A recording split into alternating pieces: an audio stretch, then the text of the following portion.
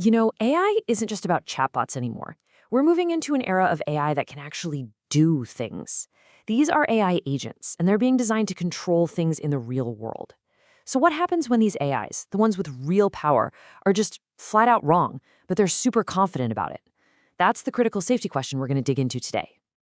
So picture this. You get home, you tell your smart assistant, hey, I'm unwinding after work. You're thinking, maybe some chill music, dim the lights. But instead,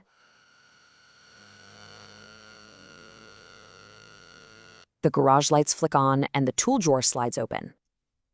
That's not exactly relaxing, right? And while it's kind of a funny image, it points to a huge problem. When an AI that can actually do things gets your intention wrong, the stakes are way, way higher than just a weird sentence in a chat. And that's exactly the problem a new research paper is trying to solve. Right, so this whole issue of being confidently wrong, well, in the AI world, we call that a hallucination. And you've probably seen it before, right? A chatbot just makes up a historical fact or cites a book that doesn't exist. But when we're talking about AI agents, the ones that act, a hallucination is a whole different ballgame. It's not about saying the wrong thing, it's about doing the wrong thing. It's an AI that has no sense of self-doubt, and that is a seriously sketchy combo when it's plugged into your house. Okay, so to really get why this is so tricky, you have to understand there are basically two flavors of AI models. You've got your white box models. Think of these as having the full blueprint. Researchers can look inside, see all the wiring, and check how certain the model is about its decisions. But then you have the black box models. These are the big, proprietary ones, like GPT-4. With these, you can't see inside at all. It's just an API. You put a question in, you get an answer out. Trying to figure out if it's unsure is incredibly hard and expensive. And this much harder black box problem is exactly where this paper focuses its attention. So the big question is, how do you give a black box AI a conscience? How do you teach it to have a little self-doubt? Well, that's what this paper is all about. The researchers came up with what they call a new method for uncertainty quantification. Really, it's like a tiny, lightweight little buddy that sits on the AI's shoulder. And before the main AI acts, this little buddy taps it and asks, hey, are you sure this is what the user wanted? It's a way to force a pause and a sanity check. Okay, the secret sauce here is a concept called point-wise dependency. I know it sounds super technical, but the idea is actually pretty simple. Just think of it as a relevance score. For any action the AI is thinking about taking, this system calculates a score to see how strongly it's connected to what you actually asked for. So if you say, I want to read, the action turn on lamp is going to get a high score, probably over 1. But an action like open the garage door, that's going to get a really low score, way below 1. It's a simple signal: high score, good idea; low score, bad idea. So how did they actually build this thing? Well, they broke it down into 3 main steps. First, the prep work. They gathered a ton of data. We're talking 20,000 examples of user requests and the right smart home actions to go with them. Step 2, they trained up 2 different models. You've got the main AI agent, the idea guy that comes up with possible actions, and then you've got their special little relevance checker, the one that does the scoring. And finally, step 3 is deployment. You let them loose, the agent proposes stuff, and the checker acts as a filter, basically saying yes, no, maybe to each idea. And here's a look at what that data actually looked like. It's pretty straightforward, right? They built out these scenarios for a fake smart home. So a request like unwinding after work gets linked to logical actions like turning on a soft bedroom light and an oil diffuser. Video call with friends? Okay, bright light in the living room, turn on the smart speaker. This is the stuff they fed the AI to learn from. It's the textbook for both the agent and its little checker buddy. All right, so with this system in place, the researchers wanted to test 2 different ways of thinking, or planning. The first approach is what they call all at once.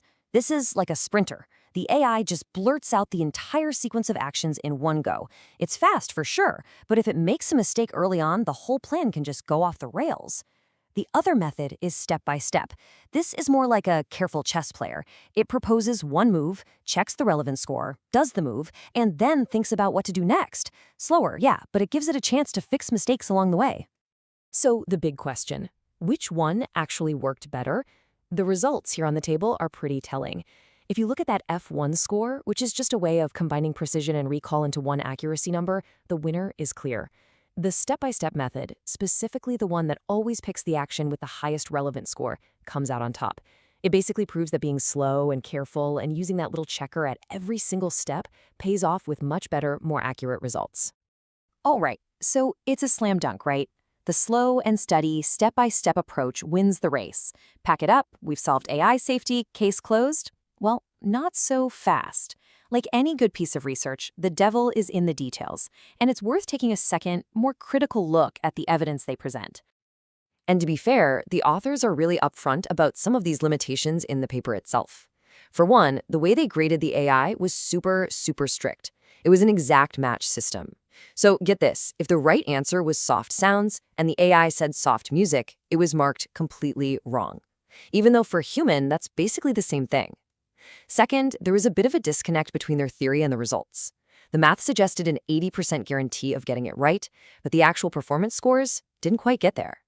And maybe most importantly, this whole experiment was automated. There were no actual people in the loop to say whether the AI's actions felt right or made sense in a real-world context. So let's talk numbers for a second. This number you're looking at, 0.167. That was the best F1 score they managed to get in any of their tests. Now remember, a perfect score would be 1.0. Now, let me be really clear here. That number is a real improvement over not having the checker at all. It's a legitimate step forward, a solid piece of science. But it also puts things into perspective, doesn't it? It shows us just how far we have to go before we get to the kind of rock-solid reliability you'd want before, letting an AI control your house, or something even more important. And this really brings us back to what the authors themselves said they were trying to do. This is a quote from the paper. Notice they didn't say, "We solved AI hallucinations forever." No, they said their approach is an elegant and efficient method for quantifying uncertainty. And on that specific, targeted goal, they absolutely delivered. They tackled a very specific problem and made real progress. So, let's zoom out and wrap this up. What's the big picture here? Well, what this paper gives us is a really smart, cheap relevance checker that you can bolt onto these powerful, closed-off AI models. Why does that matter? Because it gives developers a practical way to make AI agents a little bit safer without having to make a million expensive calls to the main AI. But, and this is a big but, we have to be clear about what it isn't. It is not by any stretch a complete solution to the AI hallucination problem. Think of it as one important, well-designed piece in a much, much bigger puzzle. And that really leaves us with the million-dollar question, doesn't it? We've seen a clever way to make an AI more certain, more accurate, but it's obviously still not perfect. So it makes you wonder, how sure does an AI need to be before you would trust it?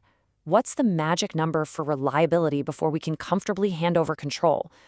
That is the massive question that everyone in this field, and really all of us, are going to have to grapple with.